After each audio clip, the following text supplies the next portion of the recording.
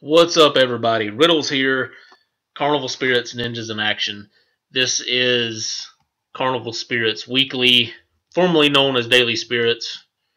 Same concept, it's just been revamped and renamed. This week's topic is a very good one, and it is: what are 3 of your favorite Psychopathic Records albums that aren't ICP or Twisted? And that's for the sake of, it not being all about ICP and Twisted, which it's not and it shouldn't be. I thought long and hard about this. I really did. Trying to come up with three albums. And I think that myself and DC Fago Guy were kind of on the same wavelength, same train of thought with this. And I'll get to why here in just a moment. But first, I want to say that I do apologize. I do not have physical copies of these albums to show on here. I just don't do hard physical copies of CDs anymore. I'm more of a digital guy now, Amazon and shit like that. But that's mainly because recently all my CDs and a lot of my other property was stolen here not too long ago. So, but I'm gonna do the best I can here without all that. So, first on the list, Big Hoodoo, No Doubler, Crystal Skull, without a doubt. They had him on that 4th cipher that they did a while back. Was really good on that. And it was coming out, just as Twisted was, leaving Psychopathic and going out on their own. And people were not really feeling this idea, and at that time, with Twisted leaving, I guess it just kind of left a sour taste in a lot of people's mouths about Twisted leaving the label. So at first, people were just not feeling Big Hoodoo, and really getting excited for the release of this album, Crystal Skull. But I think Big Hoodoo, No Doubler really proved the naysayers wrong with this one.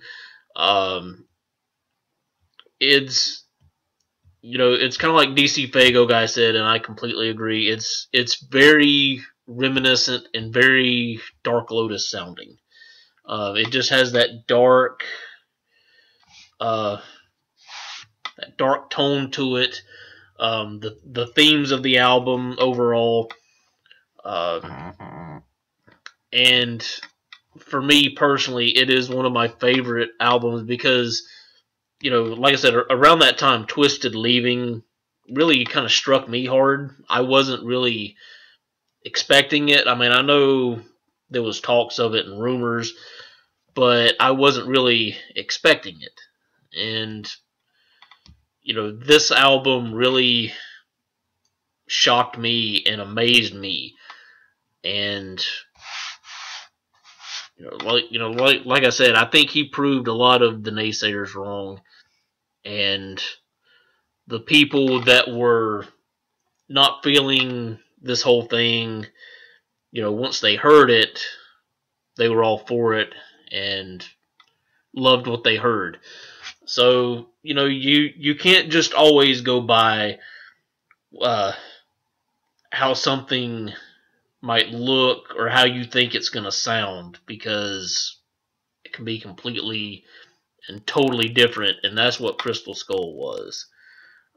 I think that was one of those that really helped, in a way, save the label at a time where, you know, things were kind of unsure, you know, with Twisted leaving and whatnot. So, and Twisted was one of their big acts behind ICP. Um, so number 3, Crystal Skull, definitely one of my favorites. Now, my second one is Boondocks, Crimson Creek, which, for myself personally, is one of my favorite Boondocks albums, if not my favorite of all time at this point. Even though he's not with the label anymore, I hope he continues to put out, you know, great music.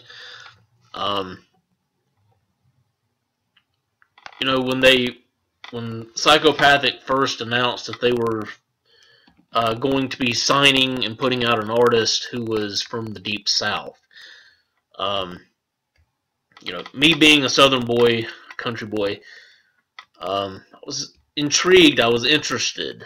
You know, that really grabbed me. And then when they finally released Boondocks, you know, with the harvest and everything, I was blown away. It was something completely different and unexpected on Psychopathic. And it was fresh. And that's not to say that the Harvest wasn't a great album. It was, but Crimson Creek is up there with one of my favorite albums of all time. Not just in the horrorcore genre, but of all time. Very dark, very haunting, deep and personal. He gets out there on a personal level in his life with a lot of these songs that are on there. But you know, with that said, he could be very deep and very personal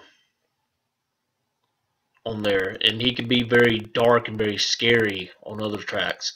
But then he could, you know, he could make you smile and laugh and just be generally happy and entertained on other tracks on that album. It was very eclectic. It wasn't just one thing, and that's what I really do love about it. And like I said, he's not on the label anymore, but I do wish him the best, and I do hope that he puts out, continues to put out great music, and I'm sure he will. Number 1 on this list, so again, I have to go with DC Fago guy on this one. That is Young Wicked Slaughter. Now, unlike DC Fago guy, I am an Axe Murder Boys fan. You know, I really didn't know much about Axe Murder Boys until they were signed to Psychopathic, and Blood In, Blood Out came out. Blood In, Blood Out, I'm sorry. But to finally get to see Young Wicked get put out there as a solo artist, I loved what he did on the Killjoy Club Reindeer Games album. He was featured very, very well on that. And, you know, a lot of people were saying, well, you know, why wasn't he a bigger part of the group? I think he was just, he was featured on that album to hype him up and get him ready and for this album that he was coming out with, and help promote it and get people excited and interested over it. And I think that's, for the most part, that was very successful. You know, Young Wicked, I mean, yeah, he has that fast rapping kind of chopper style about him, but he's versatile in a way to where it doesn't always have to be about that. You know, he he's kind of got that rapping, singing kind of thing. He can rap and kind of sing at the same time. And the things he can do with his voice is just absolutely amazing. I was blown away by that album. Still bump it to this day. It's a classic. It'll never get old. I can't wait to see what he does, what else he does in the future as a solo artist.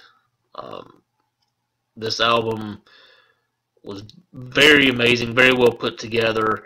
Only one guest appearance on there. It was pretty much him just doing his thing, and that's one thing that I was kind of fearful of, scared, because I thought, you know what, this is just going to be, you know, another reason or another excuse for Violent J. I mean, no disrespect to Violent J, but for him to just get on an album and be all over it, you know, like he is with, you know, a lot of the other albums on Psychopathic, and that wasn't the case. They just put him on there, they let him do his thing. He did the he did the shit with Jelly Roll. Well, actually, excuse me, there was 2 guest appearances on there. He did the shit with Jelly Roll, and he did it with ABK and Bones Dub. So that album will forever go down for me as one of the best ever that Psychopathic has ever released. So those are my 3 favorite albums on Psychopathic that are not ICP or Twisted. I'm Riddles. This is CarnivalSpirits, Ninjas in Action, CarnivalSpirits Weekly, and I'm out. Peace.